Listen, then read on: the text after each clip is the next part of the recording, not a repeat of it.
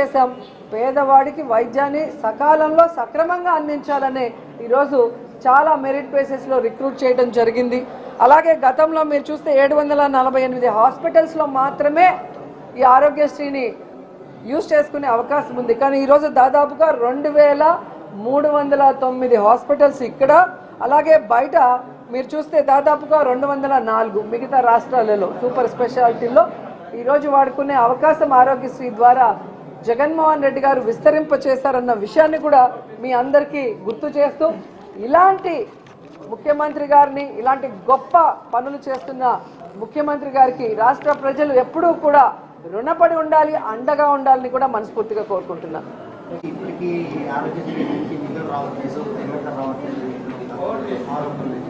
ఆరోపణలు అపోహలకి ఆన్సర్ చెప్పలేము. ఇంతవరకు మీరు చూస్తే చంద్రబాబు నాయుడు పెట్టి వెళ్ళిన బకాయిల్ని కూడా జగన్మోహన్ రెడ్డి గారే అన్ని డిపార్ట్మెంట్లో క్లియర్ చేసి సక్రమంగా ఈ ప్రభుత్వంలో అన్నీ కూడా అందిస్తున్నారు. కాబట్టి అపోహలు అనే కన్నా ఏ హాస్పిటల్ అనేది మీరు ఐడెంటిఫై చేసి మీరు వెళ్ళి వెరిఫై చేసి మాకు చెప్తే మేము కూడా ఆన్సర్ చెప్తాను. రాష్ట్రంలో సీట్ల మార్పు గురించి రాయలసీమలో కూడా కొన్ని సీట్లు మారే అవకాశం ఉంది. దీని మీద అంటే సీఎం గారి ఆలోచన ఎలా ఉంది? ఎలక్షన్స్ వచ్చేటప్పుడు ఖచ్చితంగా ప్రజల్లో ఉండి ఖచ్చితంగా ప్రజల మన్ననలు పొంది గెలిచే సీట్లు వాళ్ళకే ఉంటాయి.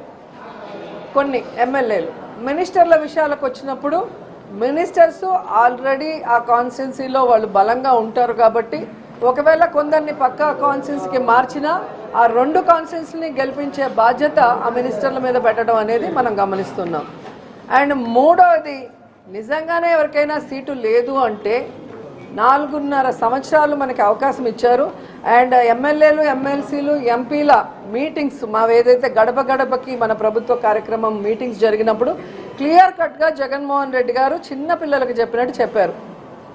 నాకు మిమ్మల్ని ఎవరిని వదులుకోవటం ఇష్టం లేదు, అందరం కలిసి ప్రయాణం చేయాలనుకుంటున్నాం. నా వరకు నేను ప్రజలకు ఇచ్చిన ప్రతి వాగ్దానాన్ని ఎంత కష్టమైనా కూడా ఈరోజు నెరవేరుస్తూ ఎక్కడా కూడా ఎవరికి ఇబ్బంది లేకుండా చూసుకుంటున్నా. కాబట్టి లోకల్గా మీ మీద బ్యాడ్ లేకుండా చూసుకోండి, ప్రజల్లో ఉండండి, ప్రజలకి నేనిచ్చే సంక్షేమాన్ని లేదా వాళ్ళు కోరుకున్న అభివృద్ధిని నాకు తెలియజేసి చేయమని చెప్పడం జరిగింది. సో కంటిన్యూస్గా సర్వేలు జరుగుతూనే ఉన్నాయి. అలా ఎవరైనా కొంతమందికి మిస్ అయ్యింది అంటే అది వారి పొరపాటే తప్ప జగన్మోహన్ రెడ్డి గారి పొరపాటు కాదు అనేది ఈరోజు అందరూ తెలుసుకోవాల్సిన విషయం. అండ్ ఇంకోటి, ఈరోజు వాళ్ళకి వాళ్ళు కొంతమంది ఊహించేసుకొని సీట్లు రాలేదనేసి వాళ్ళు బాధపడితే దానికి మనం ఏం కూడా సమాధానం చెప్పలేం.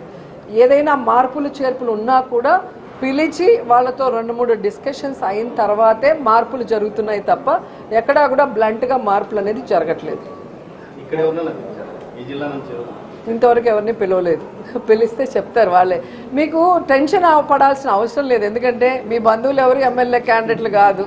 సో ఎవరినన్నా మార్చినా సాక్షిలో నెక్స్ట్ డే మార్నింగ్ వస్తుంది కదా. సో అంత లోపలే ఎందుకు ఇంత టెన్షన్ మాకైతే అర్థం కాలేదు. ఎమ్మెల్యేలకు టెన్షన్ ఉండొచ్చు కానీ మీకెందుకు టెన్షన్ నాకు అర్థం కాలేదు.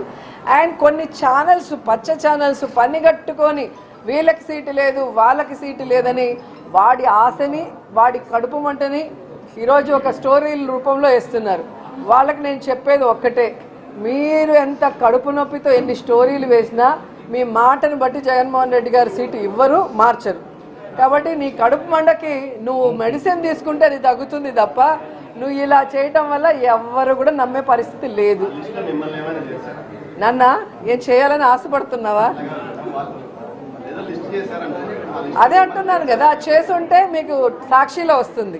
సో సాక్షిలో వచ్చింది అంటే ఖచ్చితంగా గవర్నమెంట్ డెసిషన్ తీసుకున్నట్టు. ఈనాడులోనో ఆంధ్రజ్యోతిలోనో ఎల్లో మీడియాలో వచ్చింది అంటే అది కడుపు మంటతో వచ్చింది అనేది మీరు గుర్తుపెట్టుకోవాలి. ఈరోజు పవన్ కళ్యాణ్కి కానీ చంద్రబాబు నాయుడుకి కానీ ఎవరికి ఎన్ని సీట్లో వాళ్ళకే తెలియట్లేదు, ఎంతవరకు సీట్లు పంచుకున్నది లేదు. అసలు మేనిఫెస్టో, కంబైన్డ్ మేనిఫెస్టో అన్నారు. ఆ మేనిఫెస్టో ఏంటో తయారు చేసుకోవడానికి వాళ్ళకి సమయం లేదా, లేకపోతే చేయటానికి ఐడియాలు రాలేదా నాకైతే తెలియలా. ఒక చోట నించోడానికే భయపడి చేస్తున్నారు చంద్రబాబు నాయుడు, పవన్ కళ్యాణ్ ఇద్దరు 2 చోట్ల నించోవాలనుకుంటున్నారు. సో ఎక్కడి నించోవాలా